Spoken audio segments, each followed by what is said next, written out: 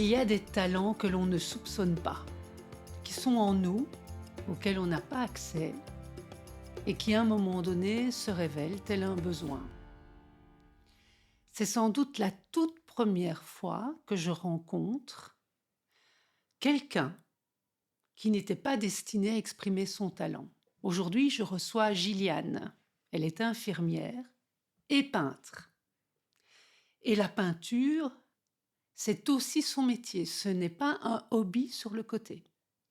Et cette peinture, ça a été un appel. Vous m'entendez bien? Un appel. Alors, comme je n'ai pas compris, j'ai voulu la rencontrer pour qu'elle nous raconte. J'avais 28 ans quand c'est arrivé et je me rappelle très bien, j'étais environ à 5 mois de grossesse et de ce que je me rappelle, je me suis éveillée un jour et c'était très clair dans ma tête. Je devais peindre, il fallait que je peigne et je savais que je savais peindre. Tu C'était clair, savais je que tu savais. savais peindre. Ouais, et que c'était ma destinée, qu'il fallait que je le fasse.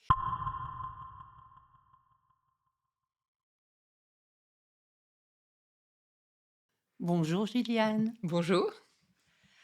Dis-moi un petit peu comment ça s'est produit parce que toi, tu es infirmière encore aujourd'hui. Tu Oui. es infirmière. Mmh.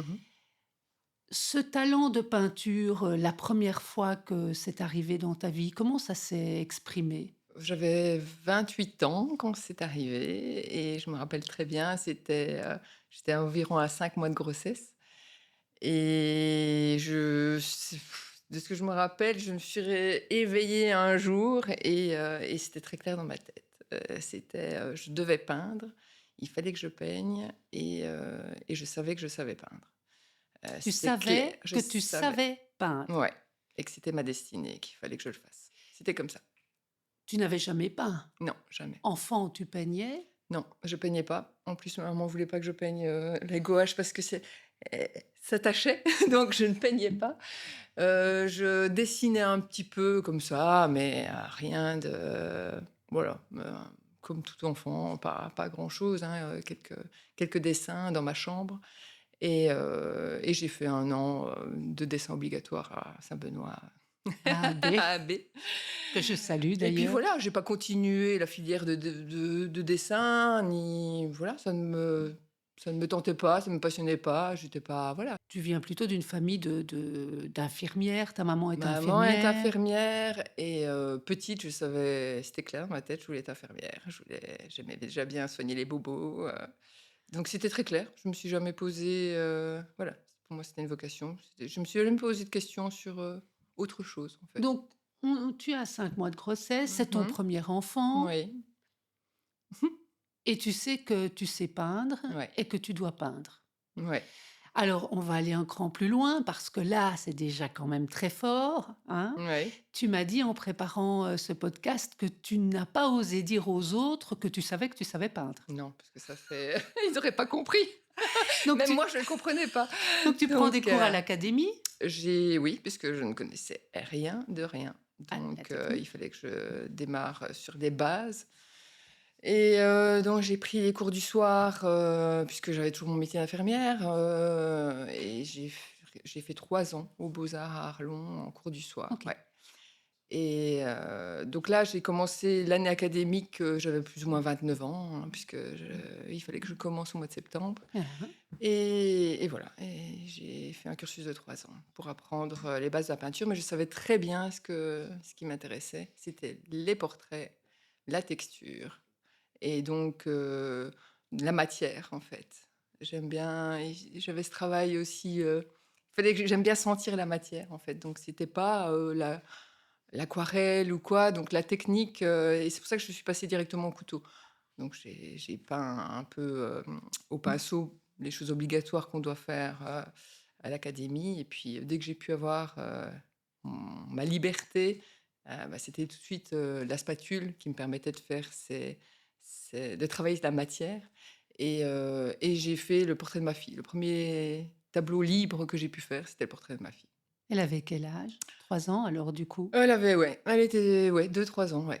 Qui n'est pas si deux évident parce trois ans. que les portraits des enfants, il y a peu de traits. Les visages des Ouais. enfants, c'est très lisse, Mmh. très Oui, ben, il est toujours dans sa chambre. C'est amusant quand il y a la comparaison. Mais voilà, c'était clair. Donc heureusement, j'ai pas perdu de temps à chipoter voilà, je savais, donc que c'était alors ça. tu sais que tu veux faire ça, tu as Mmh. déjà ton sujet, Mmh. la technique. Mmh. Alors que tu m'as dit aussi que l'art ne t'intéressait pas avant. De rien. Tu n'étais pas quelqu'un porté par l'art. Non, du tout. Bah, les musées d'art m'intéressaient pas. Maintenant, il faudrait me mettre dehors. J'ai déjà fait la fermeture d'un musée. C'est vrai? Oui, c'est déjà OK, arrivé. OK. Donc c'est comme si Il y avait eu, une autre personne.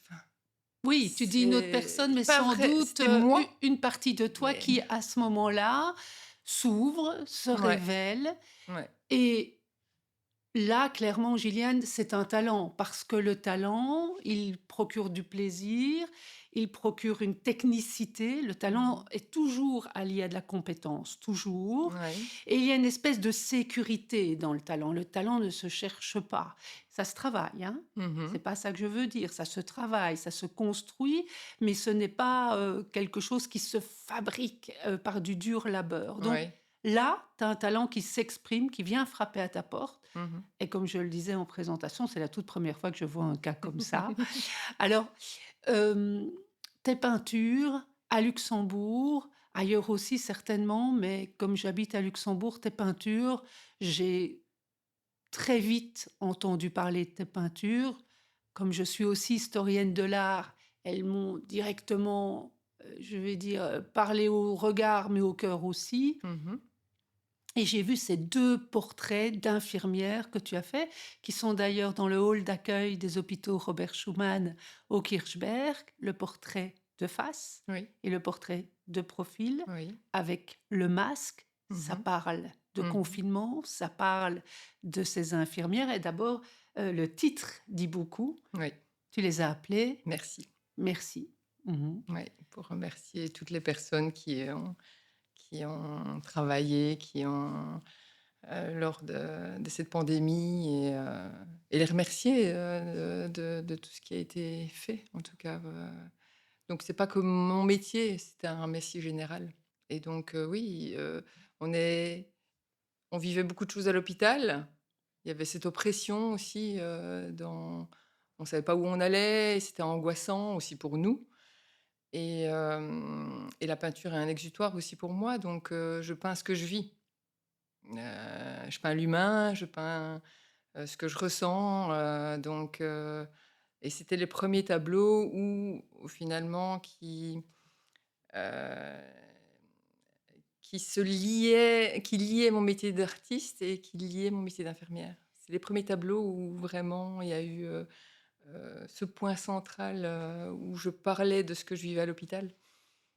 Je parle aussi dans mes tableaux de ce que je vis et de ce que je vis à Oui, l'hôpital, mais là, oui, oui c'était clairement ce que, et puis ils se heu retrouvent sur ton lieu de travail. et elle se trouve parce qu'en fait, quand je les ai réalisés sur un il fallait que ça sorte, donc je Hein, me suis pas hein. posé de questions, on se pose pas Hein, vraiment de hein. questions, on ressent les choses et on doit les faire. Enfin voilà, c'est Oui. comme ça que je fonctionne et donc je devais faire ces tableaux-là, il fallait que j'en parle, il fallait que ça sorte et puis quand je les ai réalisés, je me suis dit, «Bon, je les ai réalisés, en fait, elles doivent être pour tout le monde ces tableaux-là». C'est, heu, elles parlent de ce qu'on vit, de ce que tout le Mmh. monde vivait et elles ne pouvaient pas les choses en particulier. C'était pas leur place, ni dans mon atelier, c'était pas voilà et donc je me suis dit bon, après coup, je me suis dit: «Bon, ben voilà et quel est l'endroit le Plus plus adapté adapté. pour Hein, elles?» hein, hein, hein. et donc je me suis dit: «Voilà, c'est à l'hôpital», donc c'est pour ça que je les ai offerts aux hôpitaux Robert Schumann.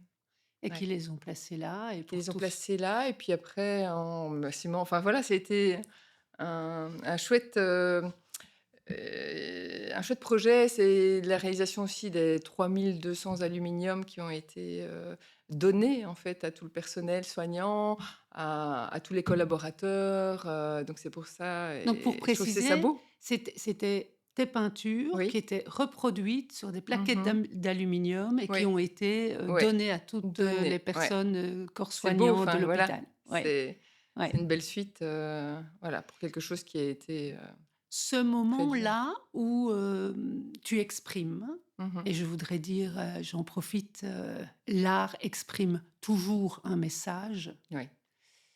et l'artiste a un message à faire passer et la réception du message dépend de n'importe quelle époque, n'importe quel récepteur et donc le message communique entre émetteur et récepteur.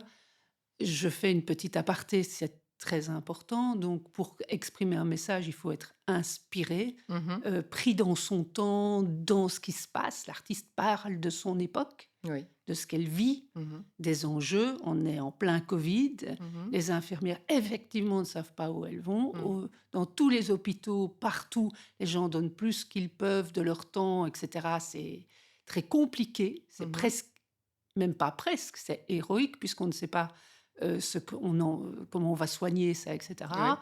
Tu exprimes ça et je voudrais dire que pour ceux qui hésitent encore ou qui font l'amalgame entre l'IA qui produit de l'art ou l'humain qui produit de l'art, retournez voir la définition de Mmh. l'inspiration à la Renaissance italienne. Un artiste doit être inspiré pour produire de l'art. L'IA peut produire des ersatz, mais Mmh. ne produira jamais d'art. Voilà, pour votre culture générale. Oui. Pour ceux qui confondent encore et qui confondraient, Oui. je le dis haut et fort parce que c'est quelque chose qui me rend dingue quand je Ah, l'entends lors de c'est conférences. C'est pas terrible. possible, c'est pas possible. Donc, Mmh. j'en reviens là. Hem, Ces peintures, ce duo de peintures, en plus tu fais un profil 1 de face, Mmh. c'est génial, ça fait penser aux pièces de Monet, enfin ça Oui. on ne sait pas mieux donner les caractéristiques d'un portrait que par, le profil, Oui, hein, les oui. profils ne trompent pas. Tu fais ça à ce moment-là, elles sont exposées à l'hôpital, c'est l'endroit où, il y a une reconnaissance infinie au moment, de la covid et même post-covid, hein, il y a cette prolongation et clairement ça a un effet absolument partout dans le pays. Je ne sais pas si tu en as eu conscience, Gilliane, mais il y a eu plusieurs lectures différentes. Il y a eu une infirmière qui a osé montrer qu'elle faisait de la peinture et qu'elle n'était pas qu'infirmière. Mmh. Euh, il il fallait le faire quand même parce que c'est le courage de s'exposer au regard des autres, de sortir d'une identité sociale Mmh. bien installée, de est-ce on peut avoir peur de montrer, toutes ses facettes parce qu'on est connu d'une certaine manière. Non, il y a une infirmière qui expose en tant que peintre et bon Dieu, quel peintre! Et ça fait l'unanimité puisqu'après il y a eu cette fameuse expo, à l'Ashpuerkes, dans le tunnel de l'Ashpuerkes et Mmh. puis, tu as fait le portrait de la grande duchesse Mmh. qui est un cadeau de son mari, enfin Mmh. et c'est parti. Mais au départ, il y a ce moment-là où tu réunis 2 dimensions Mmh. que tu intègres, Ouais. que tu acceptes, que tu présentes. Ça s'est Mmh. passé comment pour toi là? Je pense que je suis fort, voilà, au moment les choses viennent quand il faut que ça vienne. Je sais pas. C'était comme ça, je pouvais pas fermer les yeux Oh, sur une partie de ma vie. Les infirmières sont venues, ça devait venir. L'exposition de la Schpuerke se travaillait à ce moment-là, donc j'avais déjà travaillé 2 3 ans sur la avant ça, avant les OK, infirmières. OK. Parce que l'exposition de la Schpuerke, c'était 100 tableaux. C'était une de mes plus grosses expositions, c'était un sacré challenge pour moi. Je travaillais depuis, 2 3 ans dessus et quand le covid est arrivé, l'exposition était montée et elle a été, fermée dès le départ. Elle n'a jamais ouverte au public au départ. Donc j'étais dans l'incertitude, complète. À l'hôpital, il y avait les c'était il y avait je me rappelle, il y avait les militaires qui étaient arrivés, enfin voilà, Ah, c'était c'était le un autre chaos. J'avais oui, l'impression que c'était le chaos dans ma vie mais c'est des choses que je ne peux pas maîtrisé. maîtriser. Donc en fait, on s'angoisse pour des choses qu'on ouais, je ne peux pas maîtriser. Donc j'ai travaillé sur les choses que je pouvais maîtriser. Donc j'ai quand même essayé de faire vivre l'exposition de l'Ashpuerkes en y allant tous les dimanches, faire des visites privées, de 4 personnes, par 4 personnes toutes les heures, tous les dimanches, pour qu'elle vive un peu. Et donc ça a perduré comme ça pendant, 9 mois, 1 an à faire des visites. J'ai fait passer, beaucoup de monde comme ça et ça a été vraiment chouette parce que la relation que j'ai avec les gens en faisant en montrant l'exposition pendant 1 heure et demie et en parlant avec les gens, j'ai eu, que je n'aurais c'est des choses que je n'aurais jamais faites avant, si je n'avais pas été obligée et donc ça m'a rapporté beaucoup aussi, humainement aussi. Je sais pas, c'était vraiment une relation spéciale et les gens, ça les a touchés aussi. Donc il y a plein de choses, donc c'est travailler sur les choses, voilà, qu'on peut, Là où on est, là où on avec ce qu'on a, voilà, c'est ça, vraiment. et ne Ça, pas c'est se battre contre le on reste. perd, Faire, on ouais. s'use, on perd de son énergie. Enfin ça a été une leçon en tout cas. Et C'est mon mari qui me disait toujours ça: «Tu ne peux rien y faire». Et je me rappelle l'exposition, j'ai pas pu la monter. Les frontières, ils ont pris tous les oui, tableaux et les frontières se sont couper, fermées, oui. juste le camion partait et le lendemain, les frontières fermaient. Ça a été vraiment sinon l'exposition ne serait jamais montée. Il y a eu plein de choses comme ça qui enfin voilà. Donc en fait, c'est une leçon de vie. Il y a eu beaucoup de choses, Mais qui m'ont c'est une belle leçon à transmettre, Gilliane, c'est parce que dans les temps que l'on vit, il y a beaucoup d'incertitudes. il y a beaucoup d'incertitudes. Il y a, la jeune génération qui effectivement, peut voir les choses négativement en se disant: «Mon Dieu», avec tout ce qui nous tombe dessus, Mmh. et ça peut paralyser. Et en réalité, en reprenant ta leçon, en disant: «Bah, je vais faire ce que je peux, Mmh. là où je suis, avec ce que j'ai et Voilà et l'énergie mes pour ne moyens. pas m'user», Mmh. hein?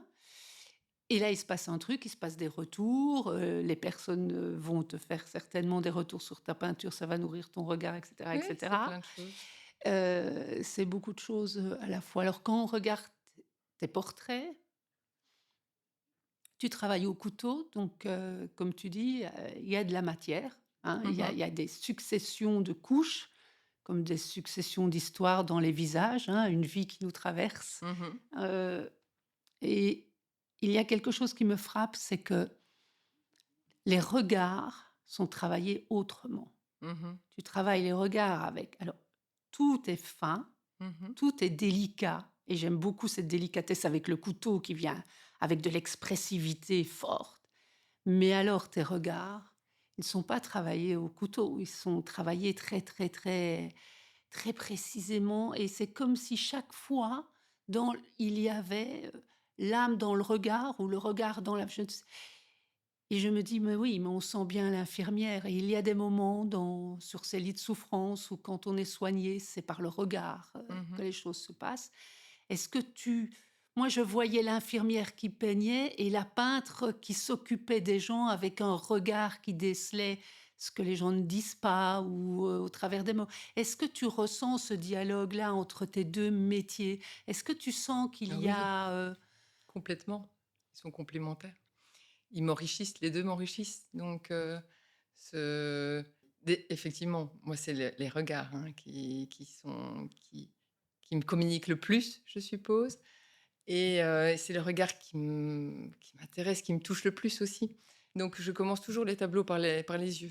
C'est mon point central. Je compose mon tableau d'après le regard. Donc c'est vraiment les yeux que je vais travailler en premier et après je vais composer le tout le visage reste, autour? ouais, autour. Donc c'est mon point central et dans la communication, beaucoup de choses passent par le regard, effectivement. C'est on a plein de moyens de communication, mais le regard est quand même, Ils ne ment quelque pas, hein? chose de ouais, c'est quand même, le point cent enfin, je trouve quand même que c'est que il y a le verbal, il y a tout, mais le regard, Oui, ils ne ment il ne pas. ment pas, ouais. Quand tu peins le Donc regard de quelqu'un, est-ce que tu décèles des choses?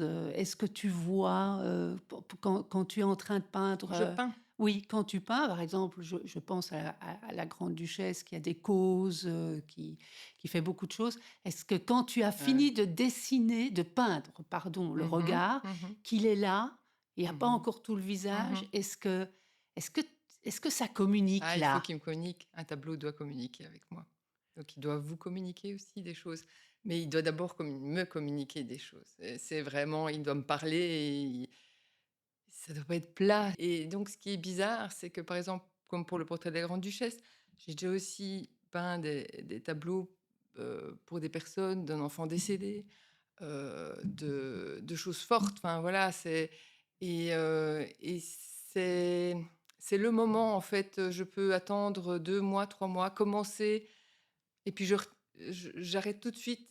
Je sens que c'est pas le moment et c'est comme s'il y avait une communication et quelque chose. J'attends, je sais Oui. pas, c'est On est dur de de mettre des on est mots. dans le subtil quand même, Gilliane, Il y a là. quelque chose qui Mmh. doit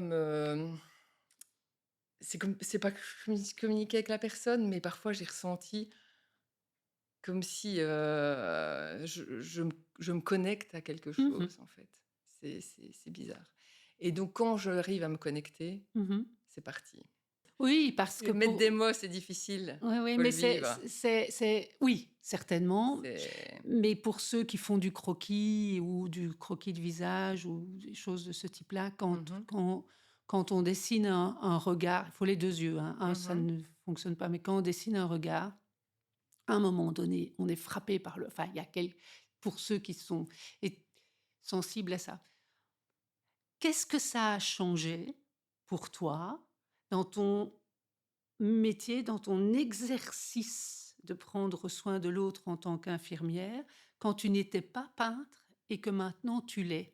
Quel est le différentiel? Est-ce qu'il y a, dans ta manière de pratiquer ton métier d'infirmière, quelque chose qui a un bouger, un plus, et une conscience en plus? Je ne sais pas. Est-ce qu'il y a un Il y a des choses conscientes et inconscientes, oui, donc mais effectivement, je pense que ça a clairement dû changer des choses sur mon travail en tant qu'infirmière, ça c'est sûr.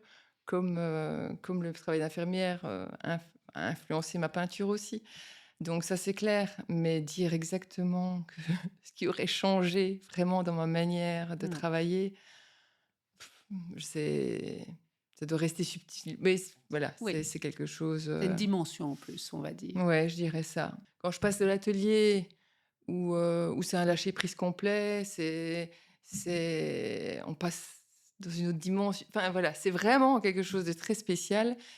Et puis, quand je reviens dans mon métier infirmière où c'est terre à terre et il faut que je me ressente l'impression qu'on est dans la montagne russe, hein. On passe d'un et ça, voilà, c'est ce que j'aime bien, j'aime pas la monotonie et hem et donc là, il faut que je me ressente, que je me voilà. Et ben, je pense que je reviens avec une autre énergie. Je pense que ça, c'est Oui, sûr. oui, Ça La peinture me libère d'une autre façon, me donne de l'énergie à sa manière et m'en prend aussi parce que ça oui, demande beaucoup d'énergie quand on peint.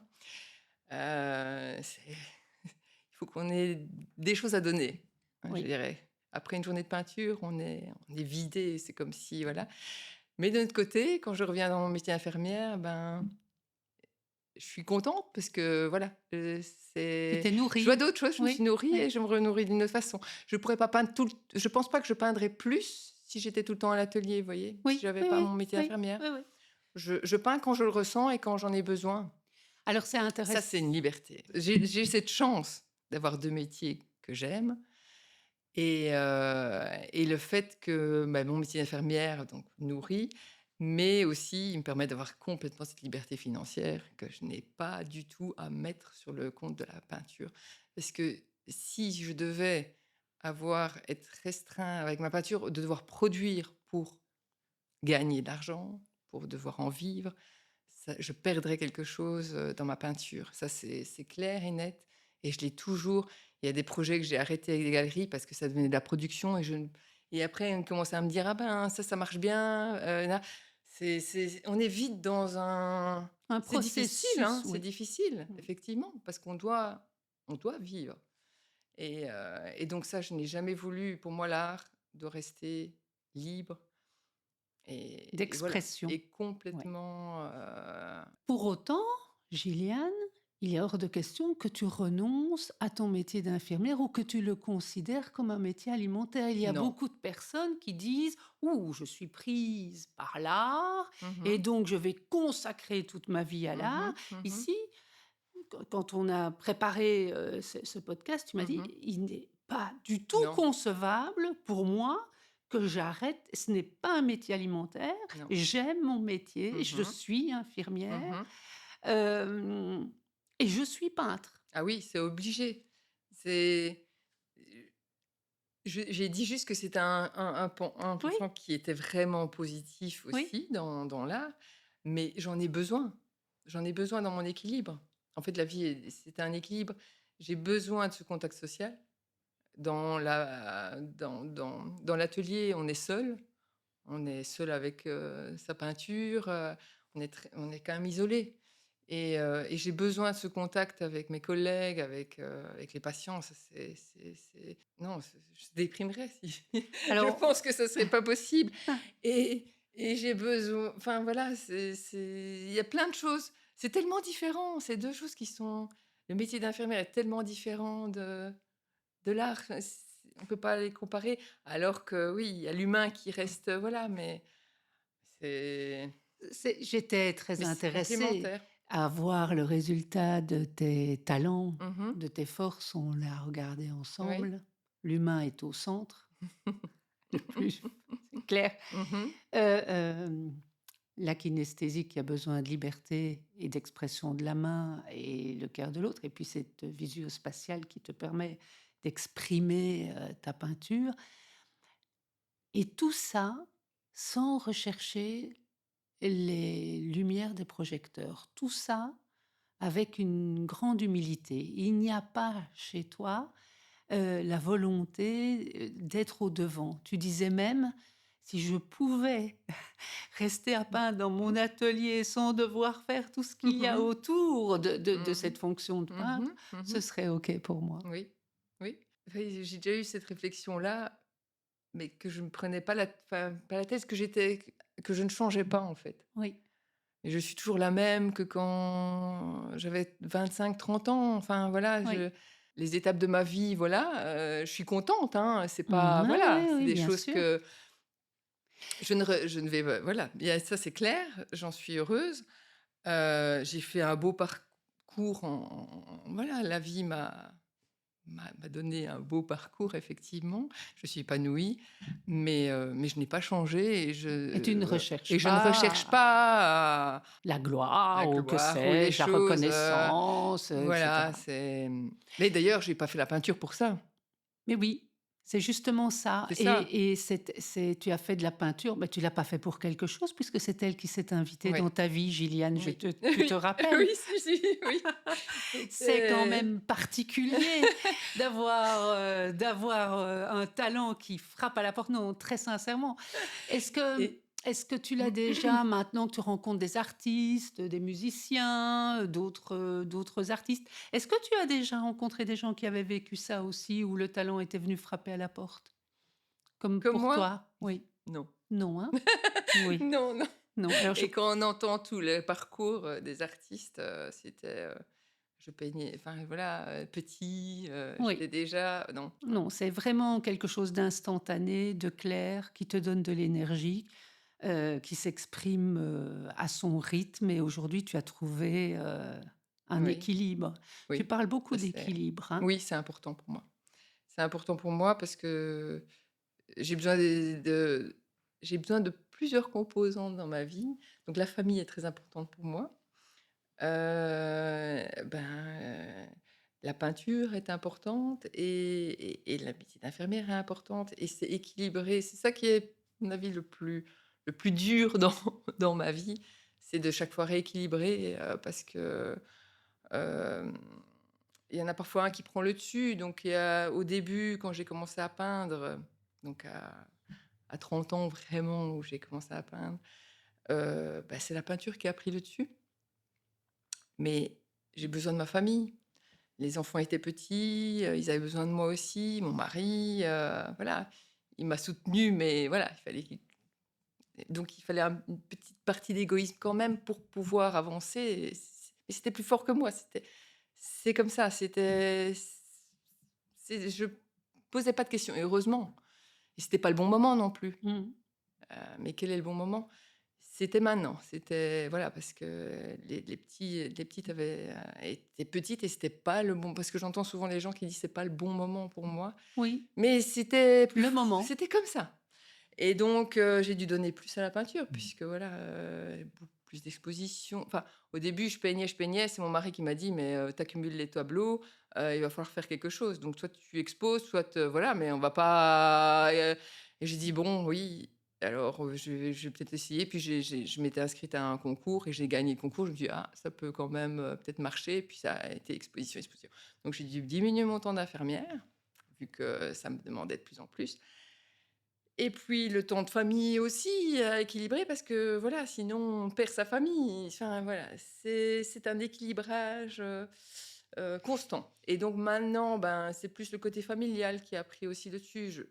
La peinture aussi, mais j'ai un peu, moins d'expositions, plus de choses, et déléguées.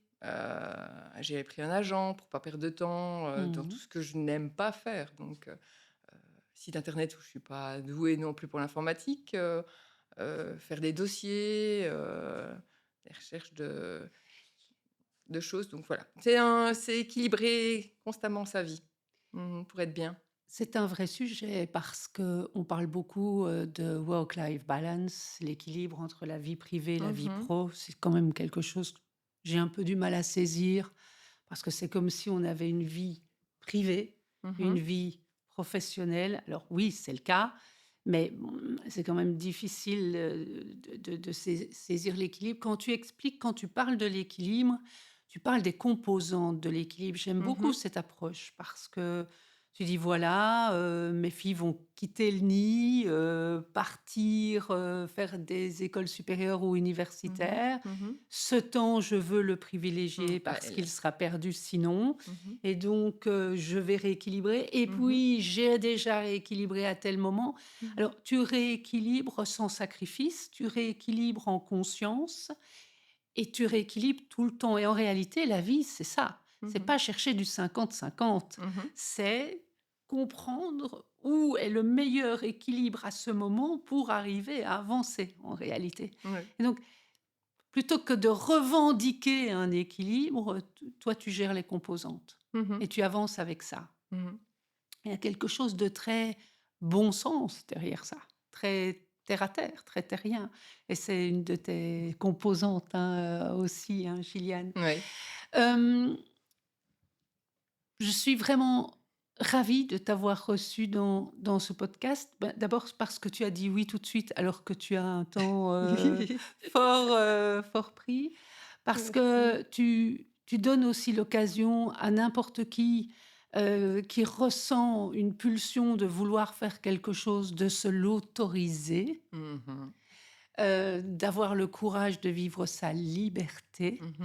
en dehors du regard des autres, hein. Ton Mmh. mari, tu disais: «Moi, j'ai marié une infirmière, je n'avais pas marié une peintre». Ouais, ouais. Mais quand on arrive à incarner qui l'on est, Mmh. bah, les autres adhèrent Mmh. normalement. Ça donne ce message-là et ça donne aussi le message et je trouve ça phénoménal, on n'a pas besoin de faire de choix.